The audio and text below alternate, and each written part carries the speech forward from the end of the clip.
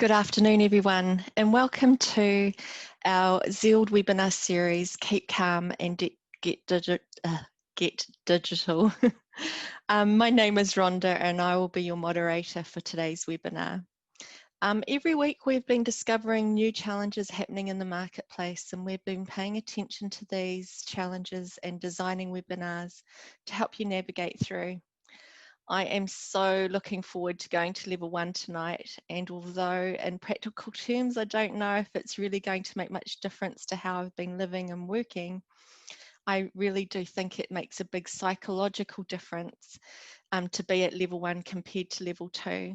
And today's webinar is going to be discussing some psychological elements that you can add to your website and marketing, and the webinar's topic is 7 psychological triggers to increase sales.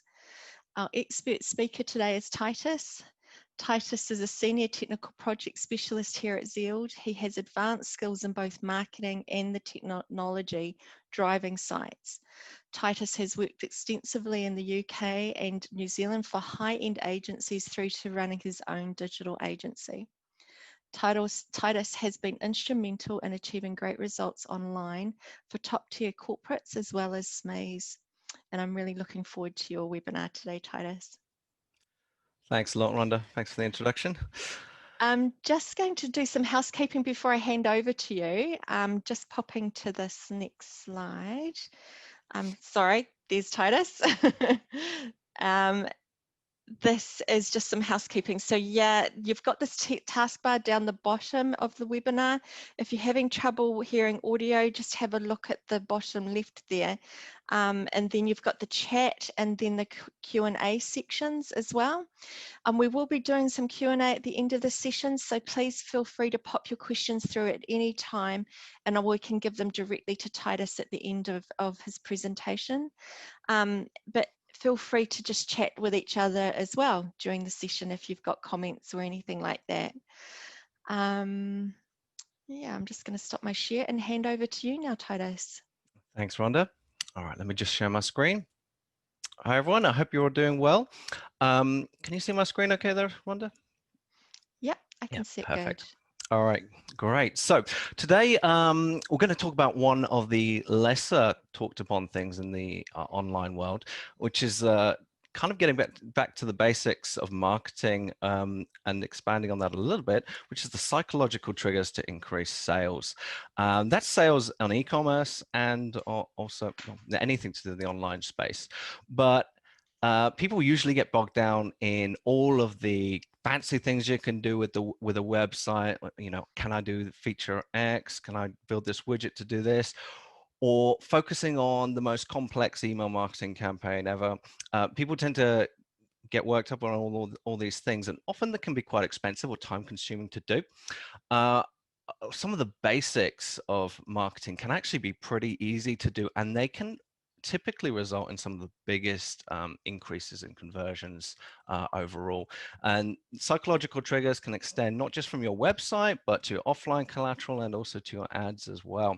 So these are pretty important, and these are just 7 psychological triggers. It's 7 pretty basic psychological triggers that are pretty easy to implement and can be applied to a whole array of things.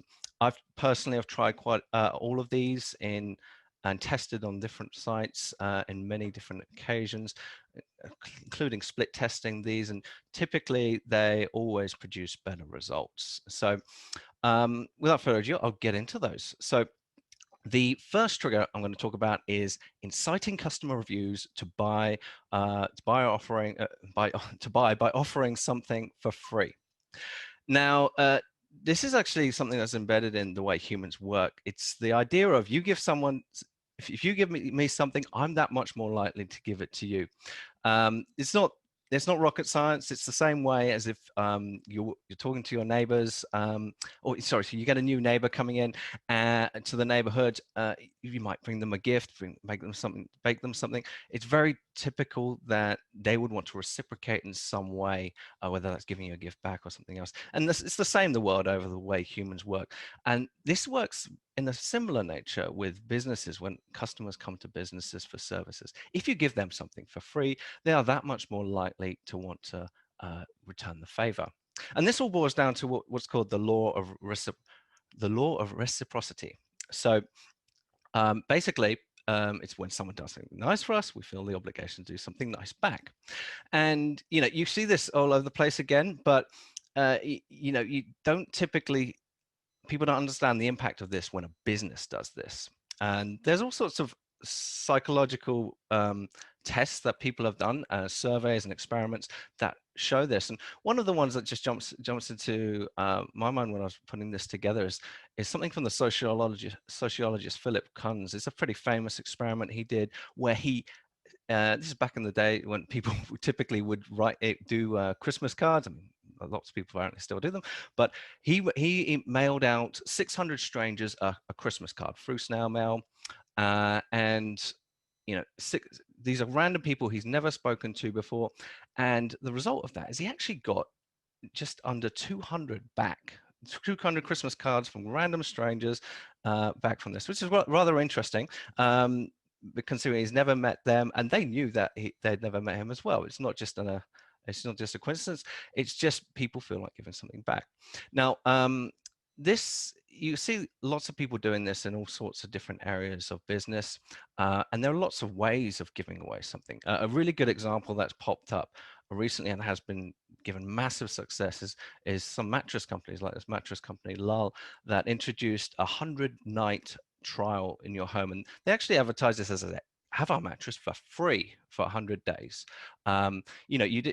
You might have paid for it, but you were completely in your right to send it back to them, full money, no obligation trial for that mattress. But the fact of the matter is, if the fact that you're trying it for 100 days means you feel so indebted to that company for giving them this mattress that, apart from there's a slight inconvenience of it, but apart from anything else, they feel that they've been given something and they don't want to inconvenience the business by giving it back. And just when you compare that 100-night free trial of a mattress compared to 1 to 5 minutes in a store, and when you go into a store, you've obviously a very limited exposure to what the actual mattress can do. You can't see what it really does. And this is an extreme example that a company's done, but it's absolutely something that a lot of other companies with high ticket items can do and have done as well. And indeed, lots of other mattress companies have replicated this exact same campaign going forwards. Now, giving something for free doesn't have to be big and expensive, though. So for oftentimes, even things like coupons, or especially personalized coupons, can work wonders in this area. Just giving someone a coupon is okay, but when you add a little bit of gamification to it, like for example, what you see a number of sites do with this typical spin the wheel and win coupon, you're actually inciting a little bit of excitement, as well as that notion of getting something for free. Because when I spin this wheel on 99% of the sites that have these, they're inevitably going to give me something, whether that's free shipping, or usually it'll be something like 10% off, or even a free prize if you buy something. Just the little act of giving someone a coupon, doesn't have to be in this way, can often incite them to give something else back because they feel they've been given something. And just as a disclaimer, this sort of campaign, tried this before, it works most of the time in terms of increasing sales. It doesn't work for everyone. It's some people perceive this as a little bit spammy, but it typically works very well. And the same goes for when you give anyone else something for free. So in terms of actually implementing that, oh, sorry, getting ahead of myself here. In terms of actually implementing that, you can do this whole spin to win idea on your site. If you're running a WordPress site or a Shopify site, that it's just a case of adding a plugin or an app to do that, configuring it, and it's pretty easy to do. But there's loads of different ways you can do it, with coupons or offering something free. And typically with e-commerce, it's going to be a case of you would offer them something free if they purchase something, or if you're in the services-based industry, you offer them a free consult or free on-site visit. And if you know anything about those sorts of industries, you'll know that as soon as someone's talked to someone face to face or in person, it's even that much more likely to convert. And it's all down to the same principle, which is that someone or a specialist has come out and given you a consultation, giving you free advice. You feel that much more incentivized to, whatever it is, buy that insurance or or it's just that next level. So it really helps a lot. Moving on to trigger 2, this is create envy through customer reviews. Now, you probably all heard about the importance of customer reviews and social proof, and that is very typically, what people think is people very typically people think that reviews are awesome. You need to have reviews because then people trust in your website, your brand, particularly if you've never been heard about. And that is one very important facet of it. But one thing that people often don't realize which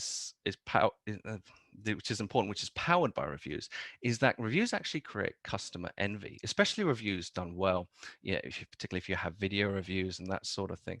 And customer envy is another one of these things where um, you just if you see someone else has something, particularly if it's in context, so someone might have bought this fancy new games machine, and you see a video of someone playing and having fun with that, you have that feeling of envy because they have something that you want, and it's all about keeping up with the Joneses, really. It's that same old principle. It's been around in traditional marketing for a long time. But if you can create envy through customers, whether that's through reviews or any other method, that adds a lot. But reviews just happen to be one of the easiest ways of doing that on the website. So ways of doing this are pretty straightforward. Whereas capitalizing on this tip is to really just make use of that social proof. And it's amazing the amount of clients I work with who struggle just to get a testimonial off of a client or one or two clients, when actually it can be a lot easier. And this is before we even get to looking at video reviews, video testimonials, or case studies, because those can be that much more powerful, particularly the customer video reviews.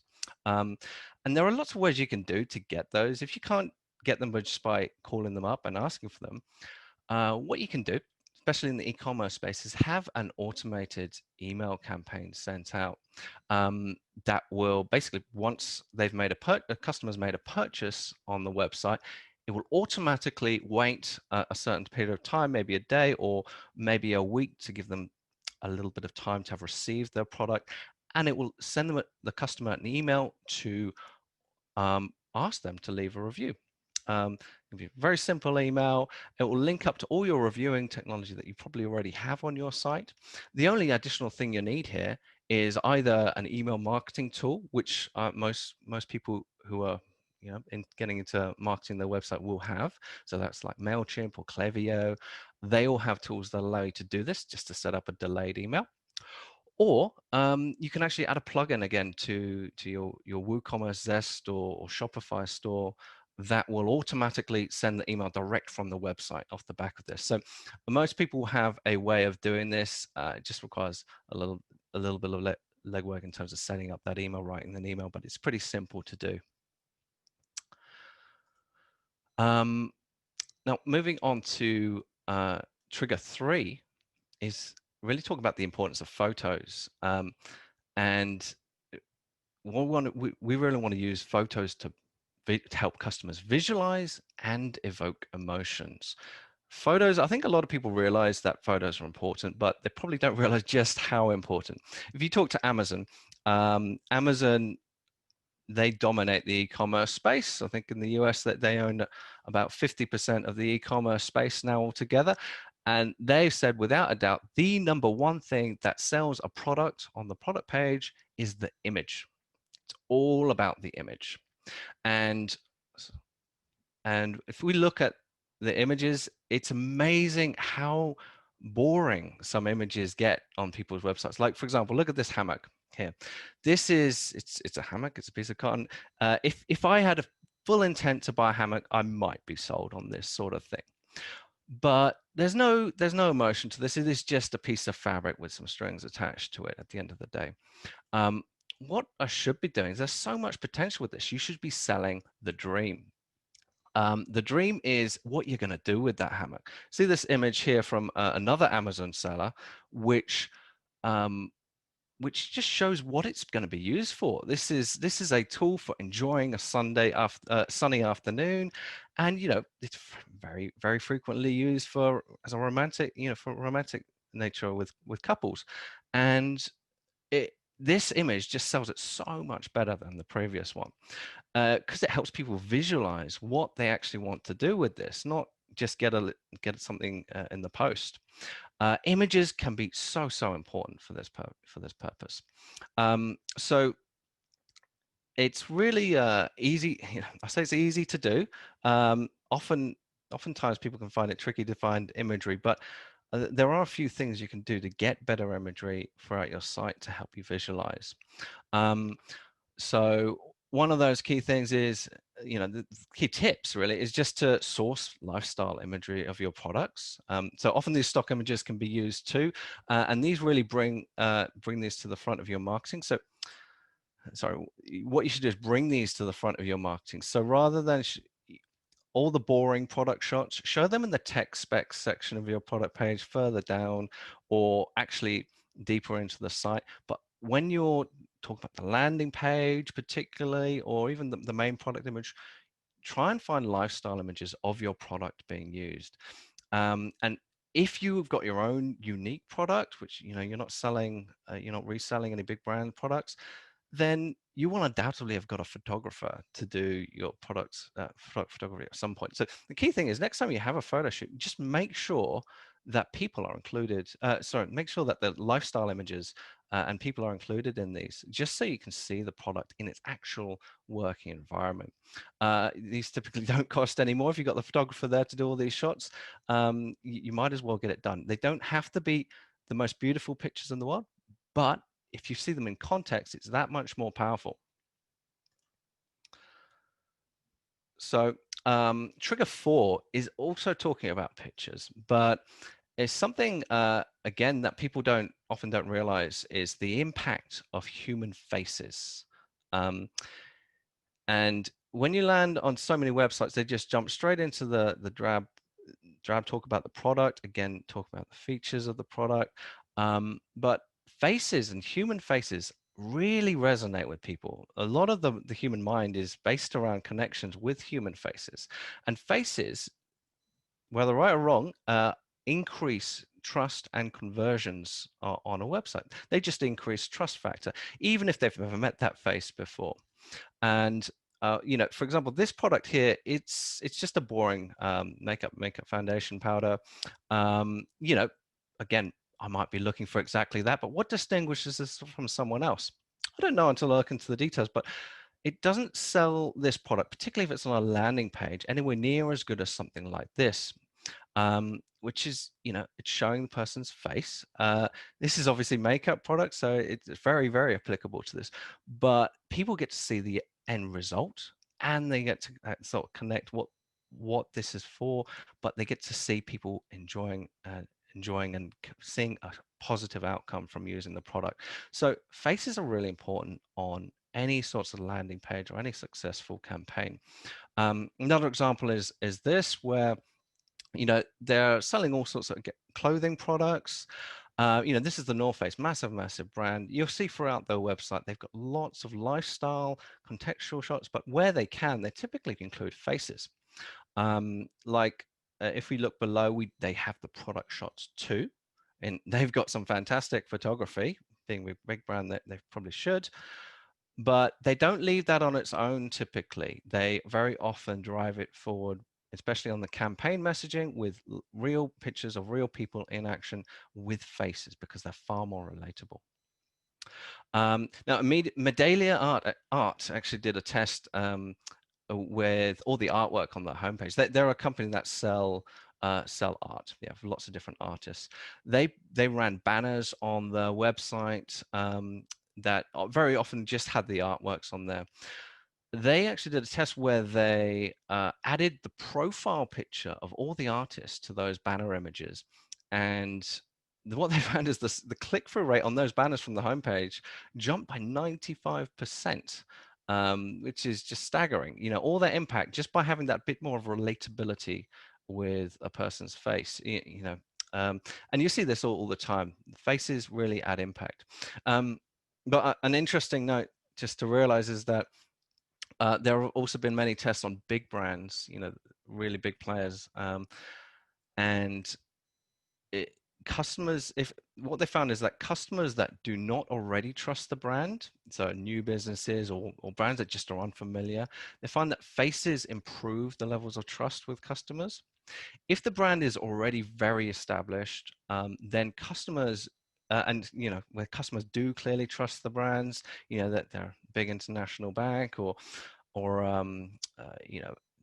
Nike, for example, then faces do not typically improve conversions. I don't think there's any proof that they negatively impact it, but it's really, really powerful for new businesses or brands that are not really heard of, because it's building that trust. So for new businesses, this is definitely one to take advantage of. And you often don't even need to go the product photography route with this. What you can often do is, for example, like in the previous picture, is you can use products but have them alongside contextual images or stock taken from the stock. Stock images like a pair of sunglasses. You could sell that with imagery in the background of people on the beach, or selling barbecue stuff. Having stock imagery of people with their friends and family out in the garden. It's actually very easy to do. You don't need to go all out the way to get fancy photography for this stuff. Just get the images out there and have them side by side with the products too. So into tip number 5 is about using price anchoring to push prices higher. Now, price anchoring, you might have heard of it, but just in summary, the price anchoring is particularly useful where they have a load of different products which you don't necessarily know very much about. Now, unless you're a beer aficionado, I like my beer, but I'm not an aficionado on beer, then I won't be able to tell you anything about these beers, for example. It's a very difficult question to answer how much I'd be willing to pay, how much, which one's the better beer out of those, unless, of course, I try it. Blind test might have interesting results, but basically, when people are choosing out of this, for this example, with foreign beers, then most people actually make a decision by using a subconscious method that studies call price anchoring. And in this, there was a study conducted where in phase 1 of the study, customers had 2 choices. They had either a standard beer for $1.80 and a premium beer for $2.50. Around 80% of people chose the more expensive beer. But in phase 2 of the study, customers were given a third choice added to the mix, and that was a cheaper beer for only $1.60. In this case, nobody bought the cheap beer. Now 80% of people were actually choosing the $1.80 beer instead of the more expensive $2.50 one. So they added to this with a phase 3 where they removed the cheap beer, the $1.60 beer, and replaced it with an expensive extra premium beer at $3.40. So the result of this was that people went back to buying the premium beer at $2.50. And a small number would buy the cheaper beer, the now cheaper beer, the $1.80 beer, and about 10% opted for the extra premium, expensive $3.40 beer. And ultimately, with that third case where they had the free options, they actually made more money and more profit overall. Now, this is a very interesting experiment because they've actually changed nothing to do with the products. All they've done is given customers different choices at different price points. As far as the customers are aware, all of them are exactly, they all look the same. They all got foreign labeling and whatnot on them. So, in this example, wherever you have a 3 tiers of things, if they're priced, accordingly, people typically go for the middle option.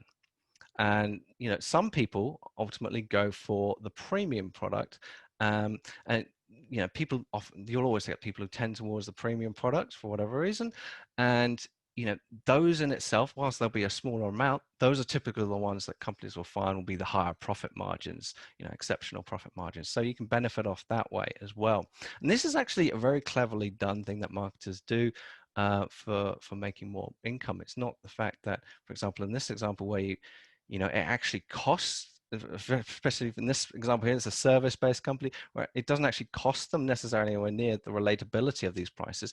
This is particularly positioned this way to make the middle price here, the growth plan in this case, look really appealing, because they're thinking, oh, the scale plan, no, that's way too expensive. But actually the growth plan, this is the most popular one. I'm going to go for the middle one.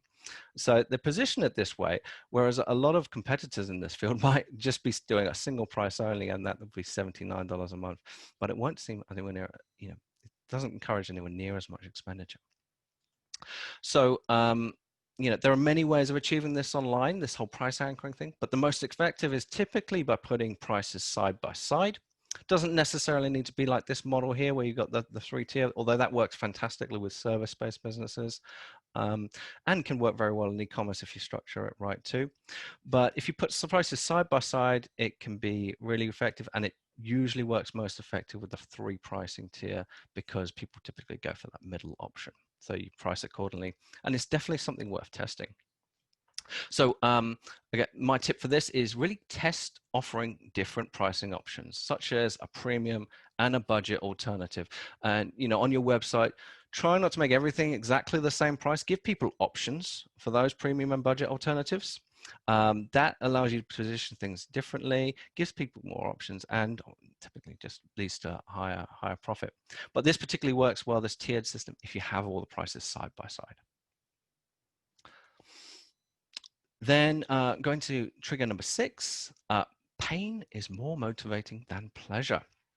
So if you've been with Zeald at all, we never try to, in our marketing efforts, we never lead with features. Well, I say never is a strong word, but we very rarely lead with features. We always try and sell a product by selling the benefits to the customer's life, selling the dream or the end result that they want to get. If I'm buying a hammer, I don't really care about the weight of it, or the fact that it's got really nice handle. At the end of the day, I don't really care about the action. I care about getting that bookcase hung up, that bookcase mounted on my wall. That is the end result that I want. I want to be able to do that as easy as possible. That is my benefit. Not too fussed about the features, as long as it gets me to that end goal easier. It's all about the benefits. Now, that people understand that to an okay level, but what's often missed out is that people don't often look at the pain that customers experience. And there are many pain points. You've probably heard about pain points that people might experience. What do you do? Do you talk about the benefits of it, or do you talk about the pain that your product may potentially save them from? And there have been lots of studies into this sort of thing. Ultimately, studies show that the pain points actually produce more results typically. Studies show that most of the time, people are more likely to want to avoid short-term pain at the expense of both short-term and long-term pleasure. So it's often, if you've got a problem-solving product, focusing on the pain points is really, really very valuable, because that's often solving the people's problems is often far more valuable than the benefit, just doing benefit-led marketing. You can obviously do benefits at the same time as products as well, which is what we typically recommend you do, but focusing on the problems can be integral, particularly on the advertising, where you've got a short window to captivate people's attention. So my tip is to identify the key problems that your product or service can address for your key customers. And then secondly, communicate how your product solves those problems in the best and easiest way possible. So typically in the shortest amount of time, and straight up front at the top of your messaging. Now, going on to trigger number 7 is creating a common enemy. Now, you will all have seen this with various different companies doing this idea of creating a common enemy, but you may not necessarily realize it. But a really good example of this, one of the best examples of this, is the Apple campaign, like in this picture here, where Apple really sort of demonized the whole Windows user by personifying that Windows landscape as the drab, boring, hard to use, difficult machine, and whereas they were the hip and trendy type of computer. And they've done this campaign for many years, like over 20 years, in various iterations, and it's worked well, there's a reason why they keep repeating it. It works really, really well. And you see a lot of companies personifying the enemy in a really, in a way that people can visualize nice and cleanly. This is one way it's done exceptionally well. Another example is, for example, where you might be selling something like reviews, just one I thought of where you might be selling reusable bags. What's the enemy to that? The enemy of that is dangerous to the environment. The enemy is plastic bags and what they do to the environment. So you can personify that as being destroying the wildlife, or causing a lot of problems to the ecosystems, that sort of thing. And there are different ways of visualizing this, but if you can help a customer to visualize that enemy, that it shows people the wider picture and the bigger picture, what people might also be quite passionate about as well. Something that people can definitely do, particularly if you're focusing on make a really strong brand message, really just try and focus on creating a common enemy. To do that, all you need to do is really just identify who your brand or product enemy can be and try and personify it for your messaging and imagery. And I think that is the end of my seven tips. Awesome. Thanks, Titus. Do you want to just stop your share there? Yes. And because I have some questions for you, and everybody attending, if you've got questions, if you want to just put them through in the Q&A section down the bottom there. But it was interesting as you were going through, Titus, I could recognize some of the things that have influenced me as a consumer or as a buyer online, and can understand that they can be quite successful. But as a business owner, out of those 7 triggers, which would you kind of say someone should focus on when they've got really a lot of pressures on their time? Okay, which ones? I think the nice thing about those ones I've given is they don't necessarily need a lot of time. I would try and do whichever ones you can, but things like the imagery one can be some of the most powerful things to do. So imagery and probably testimonials, getting some social proof out there, they can really bring up the conversion rates quite substantially, particularly if your website is completely lacking in those. I would say focus on those because they are typically quite easy to do. You don't need, if you've got like a 1,000 products, you don't need great imagery for every one of those. You just need it on all the landing pages and the homepage. So it can actually be a lot easier to do than you think. And the testimonials, everyone always complains about how hard it is to get those testimonials, but honestly, if you put your mind to it, it's not that hard. You can just literally, if you know your customers, you can go to your customers, get out your iPhone and do a video on the spot. Incentivize them with a freebie if you need to, if you want to do an email blast. But it's not that hard. You just need to go out and do it. And you can put those, if you've got video testimonials, you can put them on the homepage. They can be really powerful. Yeah. Thanks, Titus. I've got a question from Marcus. How would you use photos or imagery on your website when you are selling services? Photos, sorry, how would you use photos or imagery on the website if you're selling services? Yeah. So I guess it's just how do you relate that to someone that's Oh, doing services rather than products, for I see. e-commerce? Yeah. I see. So, so let's see. So I think there's a lot more leeway on this kind of thing. I think I was just dealing with a client the other day who was struggling with this, and I said, well, they were doing, they're selling inspections on houses, right? So, okay, it's a pretty boring topic. No one, they're trying to show pictures of people, the people with checklists and things like that. Well, people don't, if people are buying a house inspection, they're buying a new house. They're not buying, they don't care about the checks. They don't care about that report. They care about that shiny new house that them and their family are going to live in. So that's the end goal. They're just using you as a means to an end. So their end goal is to get this brilliant house and a happy family around them. What's the picture for that? It's a stock image of a house with a happy family in front of it playing in the garden. That's the one we went with. I haven't run any split testing on that one yet, but I know it's just going to perform so much better. And it's the same for any services business. What's the end goal? If you're in finance and accounting, it might be something more related to headaches, getting rid of the pain of having to do that all yourself. and that sort of thing. Thanks. This is an interesting one, well, at least for me as a woman. The question is, I've heard that pink is good for selling to women. Does color matter as a psychological trigger? Um, yes, there is a whole theory on color theory, and color does have its own place, but it is a lot more complex than people might think. So, for example, red, for example, it's a color associated with a warning color, but it's also one that's very much used for passion, romance, and it's also for, like, if you're from Chinese background, it's associated with money and richness and wealth. So there's lots of meanings to different colors, and I typically wouldn't get too worked up about one color or the other if you like choosing your branding. But one thing I would say about colors is, if you have call to actions on your site, like the add to cart button or the checkout, make that color contrast with the rest of the colors on your site.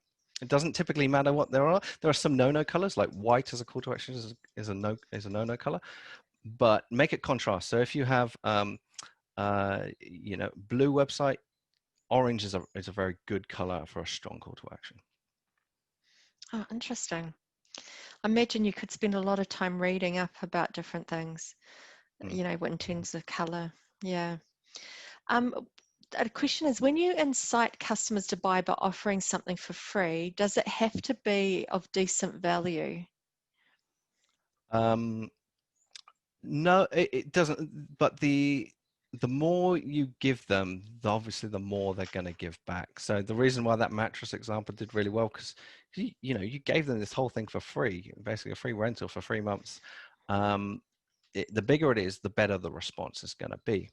It's all just you do have to weigh up your costs and your profits and your costs, of course, though. Yeah. So there's a balancing game. Yeah, it Okay. really depends. But if you're just going to do like a $1 off and you're selling $100 items, of course it's not going to work. Yeah. You need to give something away of some meaning. Yeah. That makes sense. Um, and are these triggers just for e-commerce? Which ones would you say are relevant to service-based industries? Um, I don't actually have the list of all of them in front of me, but I think all of them are relevant to all service-based industries as well. They're absolutely not limited to commerce. Yeah, I would have thought so too. And this is an interesting one and probably quite relevant. Does COVID or a tighter economy affect psychological triggers, make one more important than another?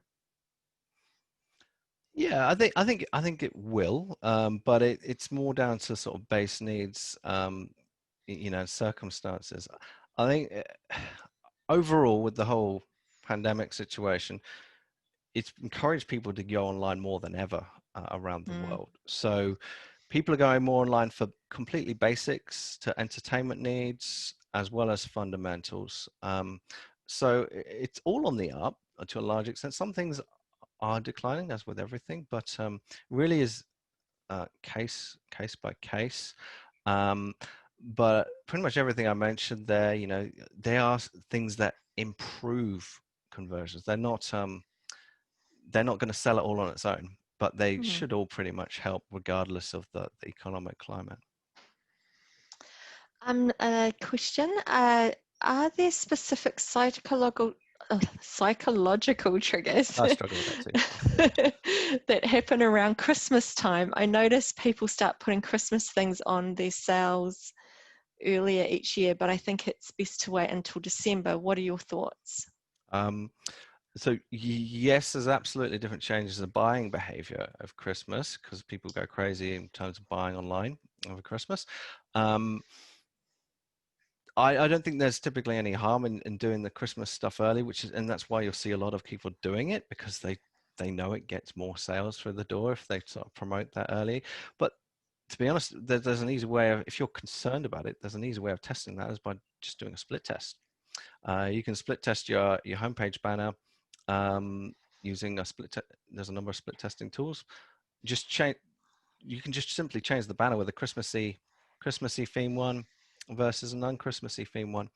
You typically don't need to go too much further than that. Homepage banners and product pages just improve improve the theme, see what works better, do a test. It really Yeah, depends on every audience. yeah. There's a follow-up question about split testing. Is there a tool that you'd recommend? Do I need my web developer to help me? There's a tool for what, sorry? I'm split testing. Oh, split testing. Yeah, so I would recommend Google Optimize because it's free and it's very good. I mean, it's like all Google tools, like Google Analytics. It's free. It integrates very well with Google Analytics, which is fantastic for reporting. Um, and it's pretty easy to use as well. So you can set that all up on your site with minimal effort. Mhm. If you, as long as you're willing to just go into the tool and play around with it, it's not. Yeah. I don't think you really need a developer to be able to go and set that up on most Oh, websites. brilliant, brilliant. I didn't realize Google did that. Mm. Um, you mentioned the spin wheel type gamification. This isn't really standard across websites, is it? What's a simple version of how to do this and still make it follow gamification? Oh, well, with gamification, you're always going to run into that sort of thing because gamification by what it means is it's make it more entertaining, more interesting, more things go whiz and bang and whatnot. So you've got to do something if you want to make it more gamified. But if you just want to take the principle of offering something different without doing any extra add-ons to the website, any extra developments, then what you could do is take that offline and do something like an email promotions, or even depending what channels you're using, do it in your Facebook ads because you can run question and answer things or competitions in your ads as well. There's 101, well, no, there's a million and one different ways that you can gamify things. But the coupons thing, you could do that in another way by just having a landing page with coupons, that sort of thing. But it's not, I think, yeah, it's the spin wheel thing is not available on every platform. For example, Zest doesn't have it, but it's not that hard to set up on a site places that do support. There's lots of alternatives. Yeah, yeah. And I guess you want to look a little different, right? You don't want to be, oh, here's another spinning wheel as well. It's the concept that you're trying to show, really. Yeah, Yeah. that's right. Yeah, absolutely. Awesome. Well, thank you, Titus. That's the end of our questions. I've really enjoyed this webinar because I think I can see it from a consumer's point of view that I have been influenced by those triggers, and also from a business's point of view that these are achievable things to do and to give a try. Yeah. So thank you. Welcome. Thank you, everyone. So I'm just going to finish up. So as a nation, we have done level 1 before, and the uncertainty is that we don't know how long things can remain good or how big a chance it is that we'll have to go back up the alert levels. But I'm just going to share my screen here. There are some things that we do know though, and that is how people buy and how businesses sell radically changed in March 2020, and that we have an opportunity right now to refresh your business digital strategy and define it in the new post-COVID-19 world. It's our prediction as more businesses transform and get online, you will need to be smart about what you do online to attract your customers and entice them to take action. And it's our recommendation that you give one of these triggers a go. You might be surprised at what you learn and then be able to improve on from there. Zeald has helped over 15,000 businesses transform digitally over the last 20 years. And Zeald are providers of the Regional Business Partners Program services. So if you have any inquiries about that, please just get in touch. Go to our zeald.com site and there'll be our contact details there. We also provide a free digital strategy or website audit session as well through our trained digital business strategists. Since COVID-19, we have launched our Get E-commerce movement to help Kiwi businesses get online as soon as possible. And these are free e-commerce sites just to help and get online. Our next webinar is next Wednesday, the 14th of October at 2 p.m. The topic is e-commerce trends to drive success for your business. Discover some of the latest e-commerce technology trends and learn how they can drive your business forward to digital success. We have a library full of webinars that are available on our site. So if you've missed any or want to review some of the topics that we've done in the past, just head to our site, zeald.com, and you'll see a link there through to the webinar library. And feel free to watch them, or to share them with others. I just want to give a really special thanks to Titus. Really appreciate your valuable insights today. Thanks everyone for your attention. Okay. Wish you a good day and good luck. Bye.